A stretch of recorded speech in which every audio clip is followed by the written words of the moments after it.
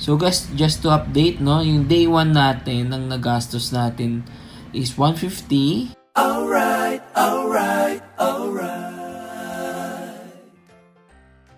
Hi guys! Magandang araw sa inyo. So, yeah, pasensya na sa itsura ko ha. Hindi pa kasi... Wait lang ha.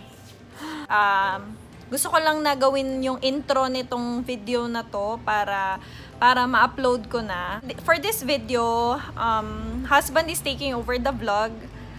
This is about budgeting kasi for the past few weeks, panay kain kami sa labas kasi wala kaming so in short, over budgeting kami. And ngayon, ang challenge sa asawa ko ay siya yung hahawak ng pera at iba-budget niya yon. And isa pang challenge doon is mas binabaan namin yung budget namin. So meron siyang 1,000 for the food and 1,000 for the grocery each week. So tignan natin kung kakayanin niya. Okay? So eto na, punta na tayo sa vlog niya. Hi guys! Welcome to my first vlog. Actually, kaya ko ginawa ito kasi yun nga, feeling namin when it comes to the budget, hindi lang kami kinukulang, so nag-over budget pa talaga kami. So guys, bali we'll start tomorrow. So we'll start our week. We'll call it week 1 from November 14 to 21. At ang gagawin nating weekly budget, 2,000.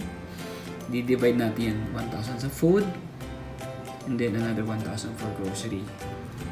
So guys, bali ito siya. Original price niya sa Lazada is 8,811. May less than 30%. So 568 plus the standard delivery price of shipping fee of 45 pesos. So it's from Nestle official store. Okay na may review.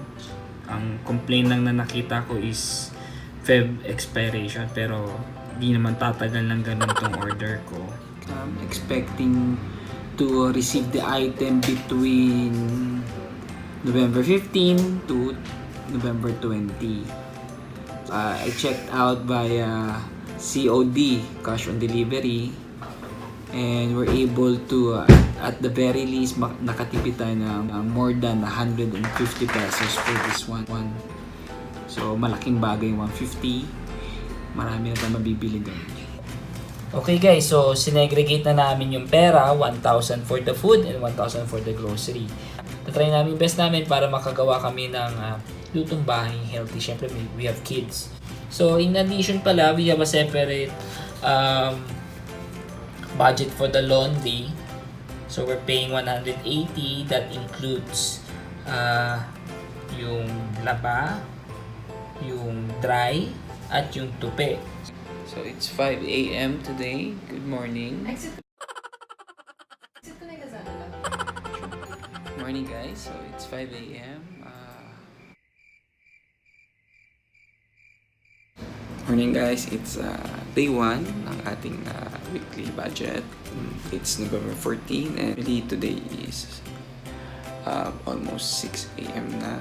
Medyo late na kasi ako nakatulog. Kaya medyo late na rin ako nagising. Mag-pray lang ako, then mag-wash ng face and toothbrush, then samahan niyo ako sa pamamalengke today. Okay? Good morning!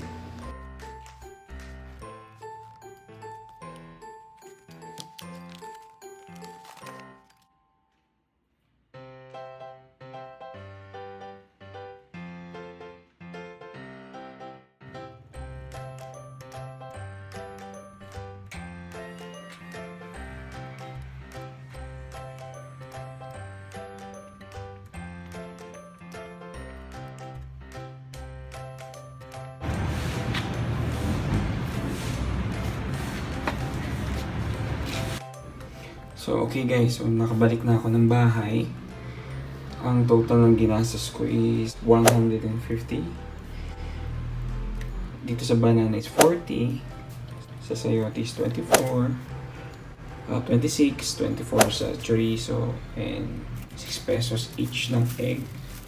10 pieces, so 60. So lahat sila in total it's 150. So bumili ako ng chorizo and egg kasi meron kaming natirang rice. Gagawa ako ng egg fried rice this morning para sa mga kids. Oh guys, pakita ko lang kasi may isa kaming natirang itlog na galing sa grocery. So this is worth around 650. So medium size lang yan.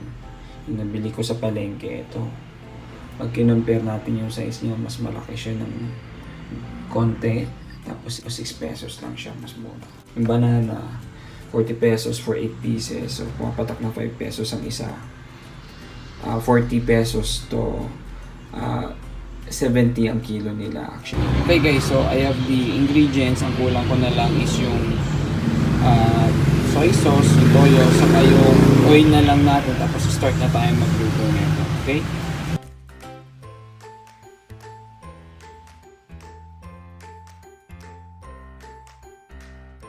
Malapit na nating maluto yung chorizo. Almost na siya toasted. Sasama na natin yung ating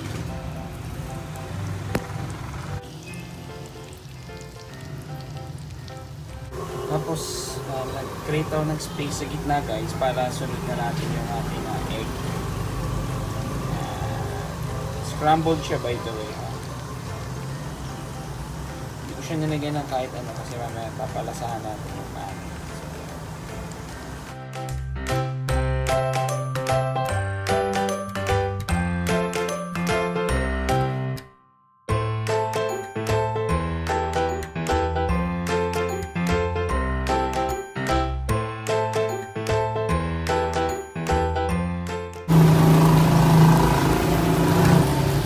Tapos guys, nilagay na natin yung kanin, no?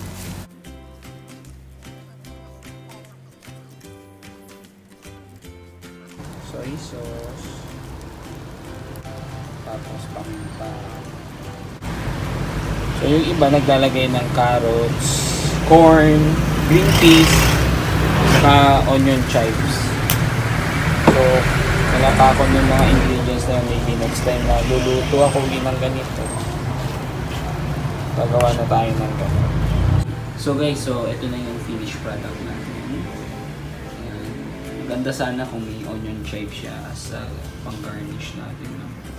Okay guys, so for tonight, gulay mode kami. Yan, nakita nyo sitaw. So ang ginastos ko lang for tonight, 55 pesos. Marami yan. So pwede pa itong umabot hanggang mas ng umaga.